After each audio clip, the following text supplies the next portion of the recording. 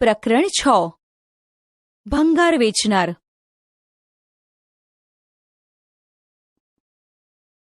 પ્રસ્તાવના. શું તમે ક્યારે ભંગારવાળીને મળેલા છો કે જે સ્ત્રી એટલે કે બહેન ભંગાર વેચતી હોય? કિરણ દ્વારા કહેવાયેલ આ એક સત્ય ઘટના છે. તેને પટનામાં ભંગારની દુકાન છે. કિરણ કહે છે, હું મારા ગામની હિન્દી માધ્યમની શાળામાં ભણતી હતી. મારા પિતા છોકરાઓની જેમ છોકરીઓને પણ ભણાવવા માંગતા હતા. મને હિન્દી અને વિજ્ઞાન ખૂબ ગમતા, પણ ગણિત ગમતું ન હતું. આજે ગણિત મને મારા કામમાં ખૂબ જ ઉપયોગી છે, જેની મેં શાળામાં કલ્પના પણ નહોતી કરી. શું તમને પણ ગણિત અઘરું લાગે છે?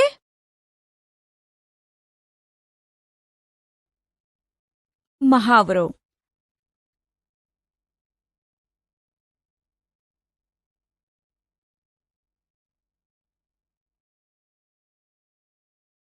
કિરણ કહે છે કે જ્યારે હું નાની હતી ત્યારે મારા પિતા એક અકસ્માતમાં મૃત્યુ પામ્યા.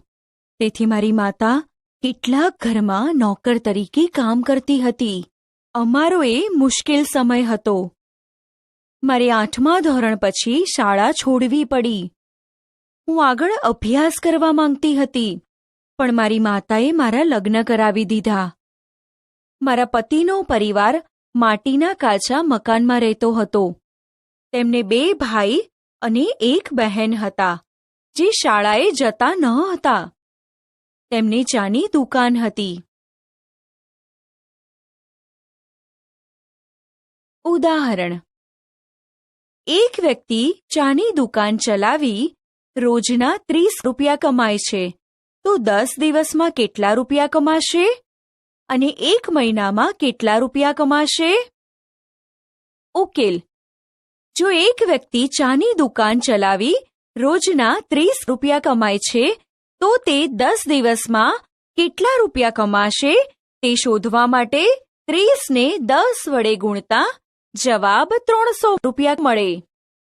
1 મહિનામાં કેટલા કમાશે તે શોધવા માટે 30 ને 30 વડે ગુણતા જવાબ 900 રૂપિયા મળે. નોંધ.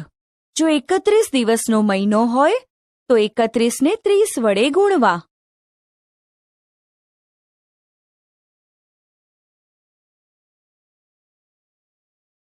ધિરાણ. કિરણ કહે છે, હું મારો સ્વતંત્ર ધંધો ચાલુ કરવા માટે વિચારતી હતી. મેં બંગડીની દુકાન અથવા દરજીની દુકાન શરૂ કરવાનું વિચાર્યું, પરંતુ મારા કાકાએ કહ્યું, આપણે ભંગારની દુકાન ખોલી વધુ કમાઈ શકીએ. મેં અને મારા સાસુએ 2001માં ભંગારની દુકાન શરૂ કરી. અમે દુકાન માટે 8,000નું ધિરાણ લીધું. ધિરાણ એટલે લોન અથવા કોઈના જોડેથી ઉછીના રૂપિયા લેવા. કિરણ કહે છે, લોકો અમારા કામ માટે અમારા પર હસતા અને ચીડવતા હતા. તેઓ તેને ગંદુ કામ કે ગંદો વેપાર કહેતા, પણ હું તેવું નહોતી વિચારતી. હું જાણતી હતી કે એ અમારો વિચાર કામ કરશે. હવે અમારી પાસે વીજ સુવિધા સહિતનું પાકું મકાન છે. ફ્રીજ, ટીવી અને ગેસની સગડી પણ છે. મારા પતિના ભાઈઓ, બહેન અને મારી દીકરી પણ શાળાએ જાય છે. મારી પાસે મારી પોતાની 9 રિક્ષા છે. હું દરેકના 1 દિવસના 20 રૂપિયા ભાડા લેખે રિક્ષાઓ ભાડે આપતી. રવિવારે હું તે માટે કંઈ પણ રકમ લેતી ન હતી.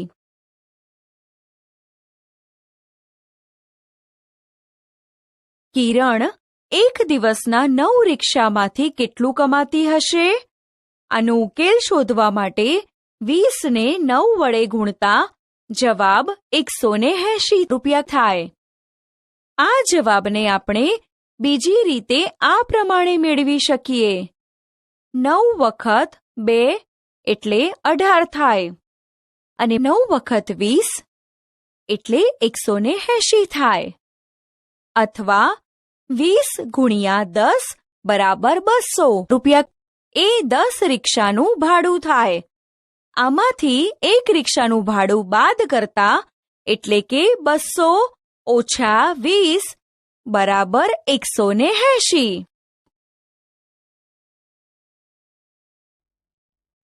મહાવરો.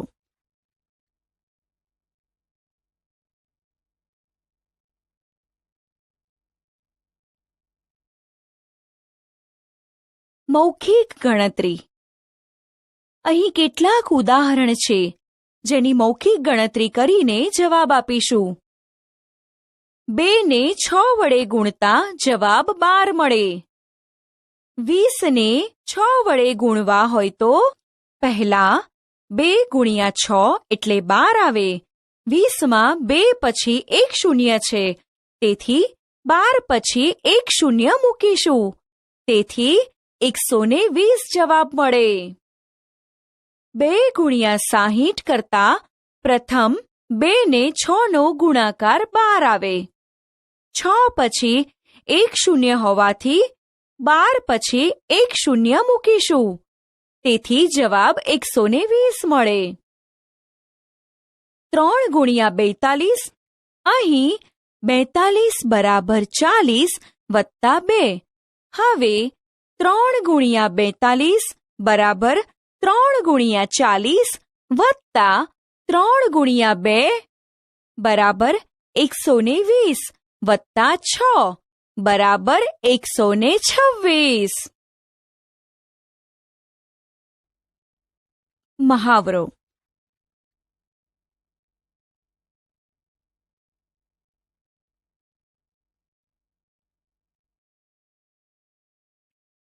કિરણ કહે છે, મારી પોતાની નાની ભંગારની દુકાન છે. હું ભંગાર ભેગો કરવાવાળા પાસેથી ભંગાર ખરીદું છું.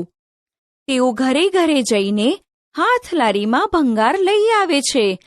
પછી હું તેને મોટી દુકાને વેચું છું. આ ભંગારનું કેટલું ચૂકવવું પડશે? કિરણે ભંગાર ભેગો કરવાવાળા પાસેથી થોડો ભંગાર ખરીદ્યો. આજનો ભાવ જોવા માટે ભાવપત્રક જુઓ.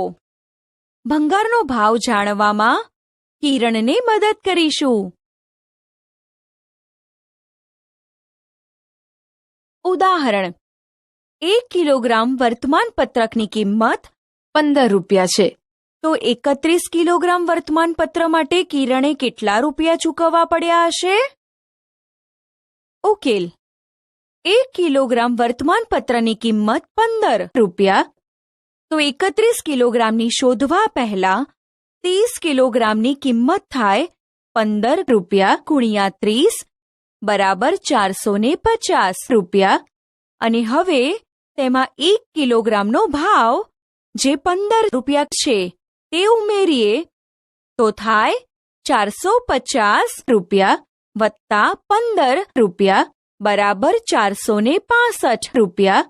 આથી તે 31 કિલોગ્રામ માટે 465 રૂપિયા ચૂકવશે.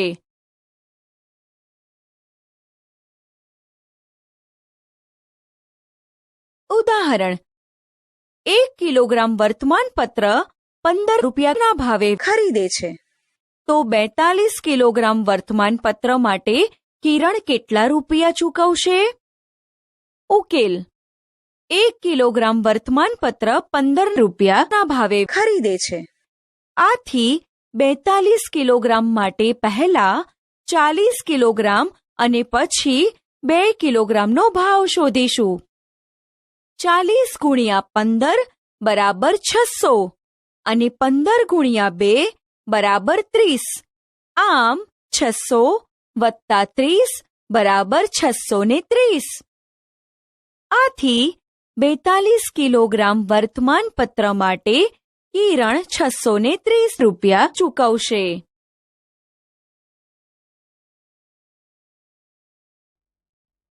મહાવરો: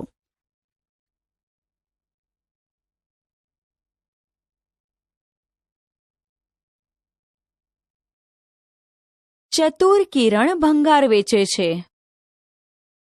કિરણ પોતાનો ભંગાર મોટી દુકાને વેચે છે. તે પોતાના મોબાઈલ ફોન પર ભાવ ચકાસે છે અને જ્યારે તેને સારો ભાવ મળે છે ત્યારે તે વેચે છે. આજે તે પ્લાસ્ટિક, રદ્દી કાગળ, લોખંડ અને પિત્તળ વેચવા દીનુની મોટી દુકાને ગઈ. દીનુએ 32 કિલોગ્રામ લોખંડ, 4 કિલોગ્રામ પિત્તળ, 152 કિલોગ્રામ રદ્દી કાગળ અને 63 કિલોગ્રામ પ્લાસ્ટિકનું વજન કર્યું. અહીં દીનુની દુકાનનું ભાવપત્રક આપેલ છે.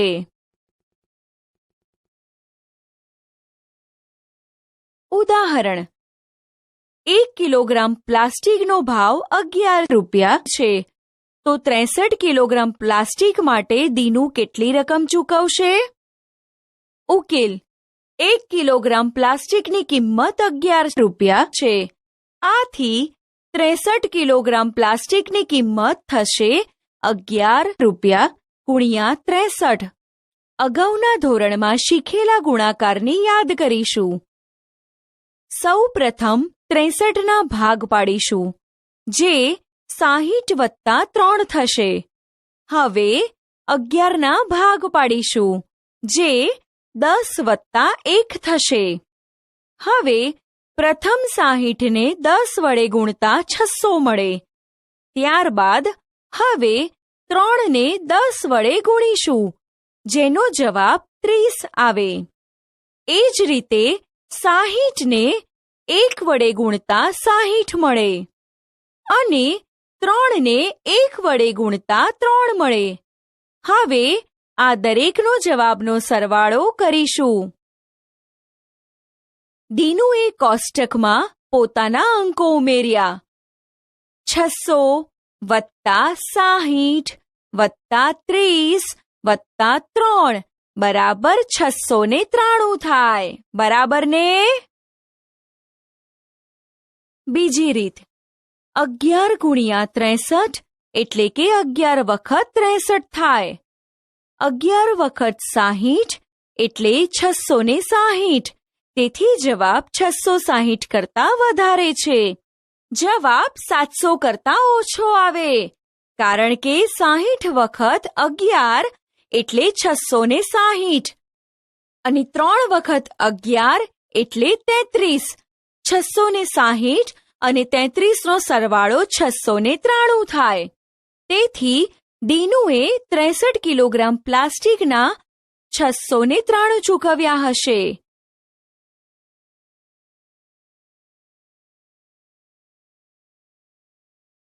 કિરણે 1 કિલોગ્રામ પ્લાસ્ટિક 10 રૂપિયામાં ખરીદ્યું, પરંતુ 1 કિલોગ્રામ પ્લાસ્ટિક 11 રૂપિયામાં વેચ્યું.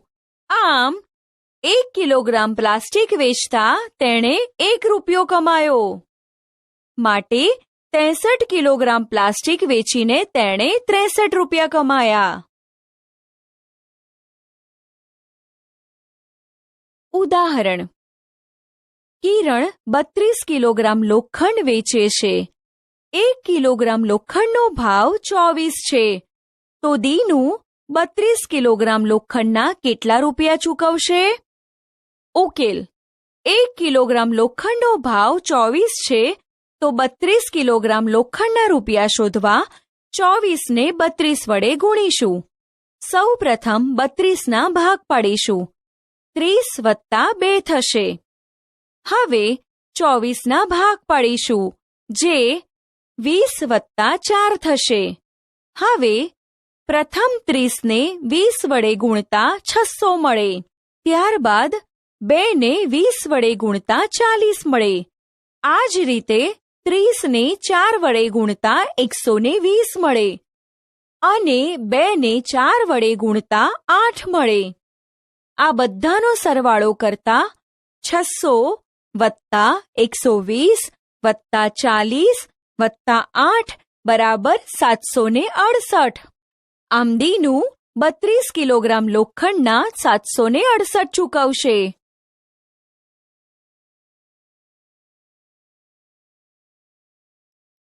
ઉદાહરણ: 37 ગુણ્યા 18 પહેલા જવાબનું અનુમાન કરો, પછી ગણતરી કરો.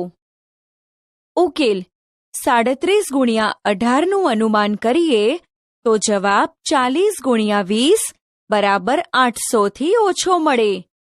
ચાલો ગુણાકારની ચકાસણી કરીએ. સૌ પ્રથમ 37ના ભાગ પાડીશું, જે 30 વત્તા 7 થશે. ત્યારબાદ 18ના ભાગ પાડીશું, જે 10 વત્તા 8 છે. પ્રથમ 30ને 10 વડે ગુણતા 300 મળે. ત્યારબાદ 7ને 10 વડે ગુણતા 70 મળે. હવે 30ને 8 વડે ગુણતા 240 મળે. 8ને 7 વડે ગુણતા 56 મળે. હવે આ બધા અંકોનો સરવાળો કરીશું. 300 વત્તા 240 વત્તા 70 વત્તા 56 બરાબર 666. અહીં આપણું અનુમાન સાચું છે.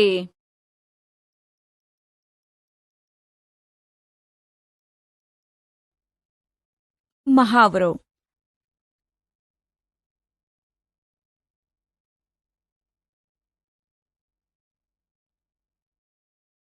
રોજનીશી. કિરણે ભંગાર ભેગો કરનાર પાસેથી થોડો ભંગાર ખરીદ્યો. તેણે તેઓને 841 રૂપિયા ચૂકવ્યા. કિરણે દીનુની મોટી દુકાને આ ભંગાર વેચ્યો અને દીનુએ તેને આ પ્રમાણે નોટ અને સિક્કાઓ આપ્યા. 6 100 રૂપિયાની નોટ, 3 50 રૂપિયાની નોટ, 7 20 રૂપિયાની નોટ, 6 10 રૂપિયાની નોટ, 8 5 રૂપિયાની નોટ, 4 1 રૂપિયાના સિક્કા. કિરણે પોતાની રોજનીશીમાં નોંધ કરી. 11 માર્ચ 2018 મને મળ્યા 600 વત્તા 150 વત્તા 140 વત્તા 60 વત્તા 40 વત્તા 4 બરાબર કુલ 994 રૂપિયા. મેં 841 રૂપિયા ચૂકવ્યા. તેને કેટલા રૂપિયા કમાયા હશે? તે શોધવા માટે મોટી સંખ્યામાંથી નાની સંખ્યા બાદ કરીશું. એટલે 994 રૂપિયામાંથી 841 રૂપિયા બાદ કરતા જવાબ 153 રૂપિયા મળે. કિરણને 153 રૂપિયા મળ્યા.